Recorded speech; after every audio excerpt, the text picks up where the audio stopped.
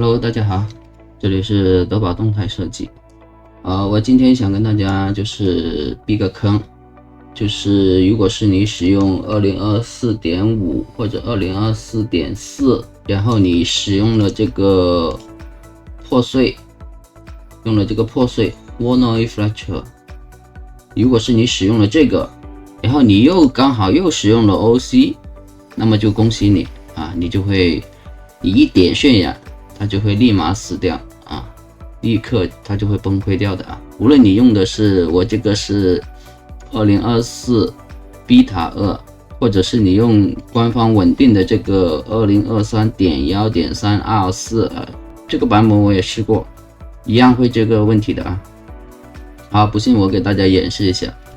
我只是告诉大家有这个问题，但是你怎么去解决这个是比较重要的啊。我仅仅是告诉你说这个版本有问题，然后你们不要用，那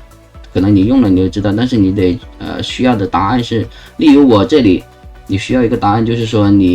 我这里有一些效果器，那如果是你加了一些什么随机颜色，好，例如我们这里再加这个运动这里面的效果器，例如我加一个随机，好吧，加一个随机。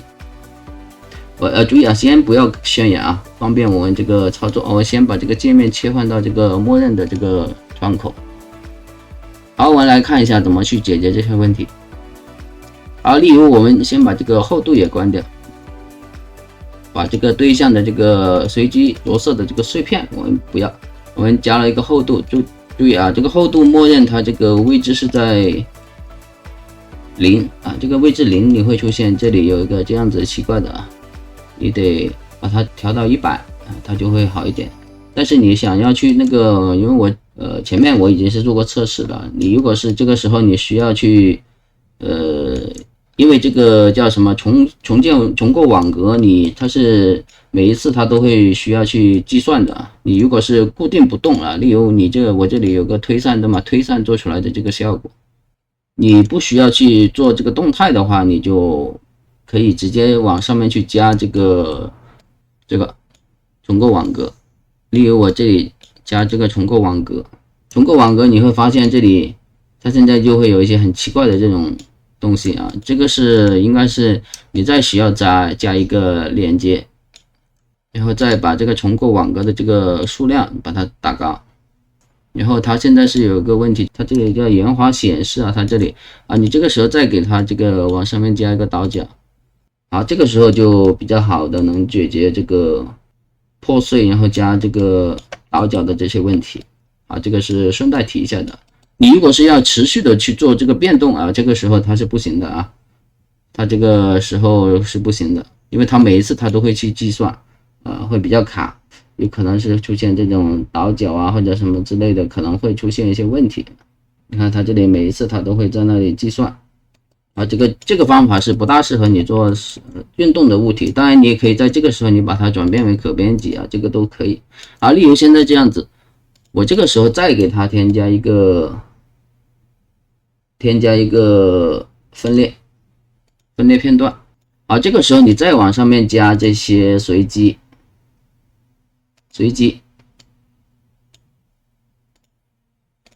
我们随机使用域颜色。这个域我们使用个随机域，打开这个颜色啊，这个时候有这个颜色了，我们使用这个叫做排列，然后呢，我们对它进行一个颜色重映射，我们使用一个渐变，啊，这个时候它就是一个从黑到白，也有这种颜色在里面，就是说你不能够直接用破碎，然后你就去渲染，你这个会死掉的，你必须得给一个连接给它，或者是一个厚度给它。你厚度，因为你这个厚度是可以给不给嘛。好，现在我这个时候就是已经是上面已经是有了这些黑白信息了，我这个时候我再去这个 OC 里面去渲染它，点这个识别这个材质球。我点一下渲染，这个时候它应该是不会死的啊。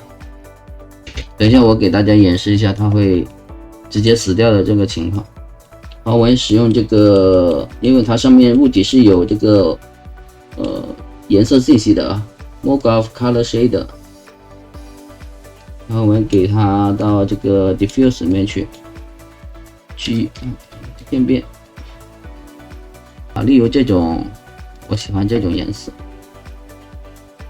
好，我们这个时候点一下渲染。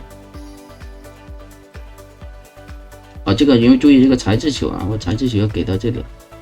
啊，对吧？这个时候是我这些破碎是有了这些信息，然后我们再把这个灯光再调整一下，再复制一个。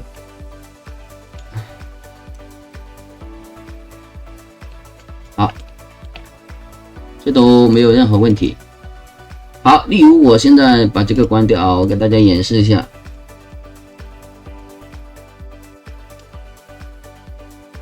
我现在只有这个破碎，现在我只有这个破碎，这个厚度也没加，对吧？当然你可以把这个破碎，不要紧外壳，对吧？例如现在这种，它是有这个深度的啊。好，我保存一下。如果是我点一下渲染啊，注意看我在左下角它这里，我点一下，它这里就会看到没有？我这个鼠标就会冻结住了。就是说我现在 C4D 已经挂掉了，对吧？我现在就已经死掉了。所以我今天想要跟大家说的是，你如果是使用这个破碎啊，你不要直接就这样子破碎的时候，你就给 OC 点渲染，这个时候一定会死掉的啊，一定会死掉。而且我这个用的是2024的，它那个 Beta 2。这个都会一样会死掉的啊，这个应该是 Autumn 它自己官方的这个这个问题啊，跟 4D 没有什么太大的关联。所以大家如果是需要用这个 2024.4.5， 然后你刚好又用到这个破碎，